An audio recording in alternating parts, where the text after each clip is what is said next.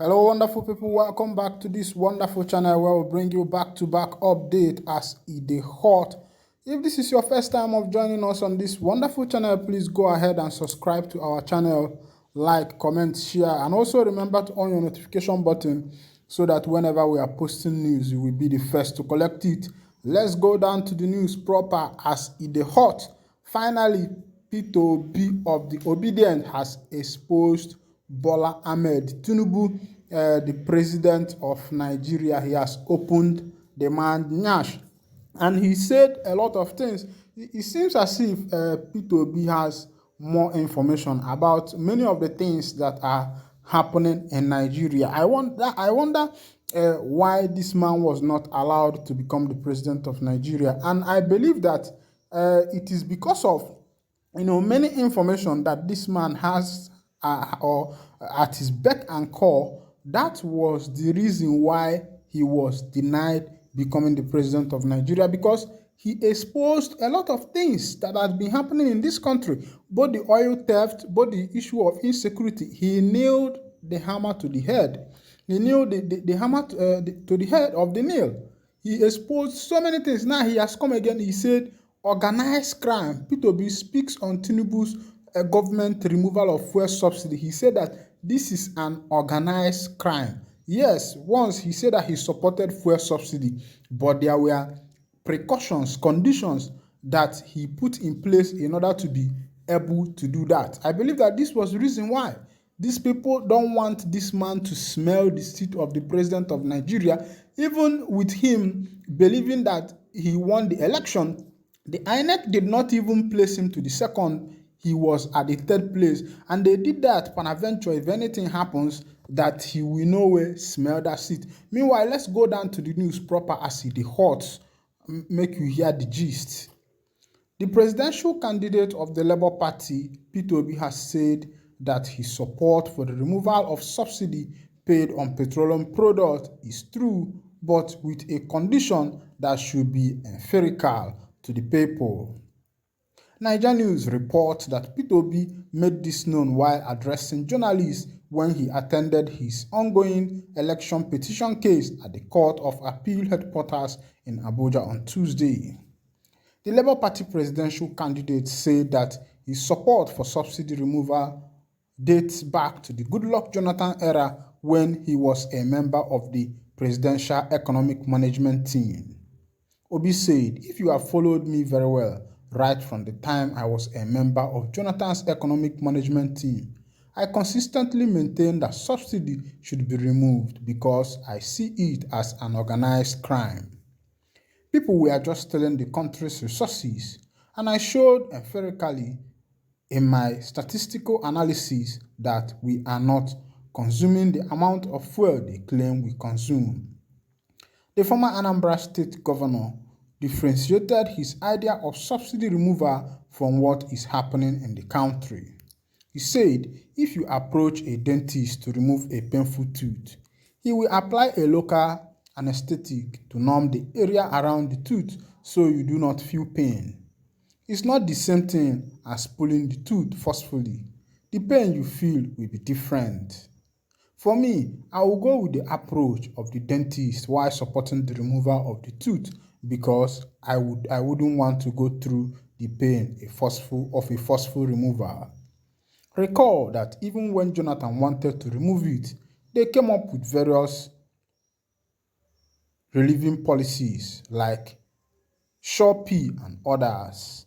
If you read my manifesto, you will see clearly how I plan to remove subsidy. I will govern with the people and show them statistically and empirically what we are getting and how we are deploying it. The problem in Nigeria is that when people say, let's go and suffer, let's go and sacrifice, they don't see the result of their suffering and their sacrifice. My people, una don't see as it happen. This week, I think this thing will open your eyes why these people don't want a man like P2B to smell the seat of the presidency, because what is going on in Nigeria is actually corruption. And the other man came in and said he is the master that is going to curb corruption in Nigeria. But his administration was one of the worst. Yes, the only thing that happened during the former president of Nigeria, Goodluck Jonathan, was that about 80 Chibok girls were kidnapped. There was not so much issue of insecurity out of them. And people started carrying placard around. Bring back our girls. Bring back our girls. Many people, they said many things about Jonathan. They spoke against the man. Then dollar was around from 150, 160. He went to 180 to 185. Now, what is the rate of dollar in the present Nigeria? Dollar is at the rate of 750, 760. Now you can see why these people don't want P2B to get into that seat. You can see it. You yourself can analyze it. You yourself can understand why he was not allowed to get to that seat. He said, look at the example he gave. Now, the present government has come into power. On the first day in office, the first speech was to remove subsidy. Now, okay, I want to ask you, even if the president, Tinubu, said that it was what he inherited from the past administration, that he inherited it from the past administration, yes, that the era of fuel subsidy was ended in the past administration. Now, why did you come in without you have not stepped into office? You have not analyzed the data in the office. You have not looked at the record of the past executive. You have not properly studied these things before you implement your policies. What you did was that on the first day of you getting into office, you started implementing things without proper analysis, without logically looking at things, the situation of what Nigerian is passing through, without also taking a deep look at what the past executive had done, look at how they have been able to do it, look at their lapses. Now they have removed subsidy. Okay, this is going to affect our nation. Now, how are we going to curb it? How are we going to make sure that the effect of this thing is going to be removed?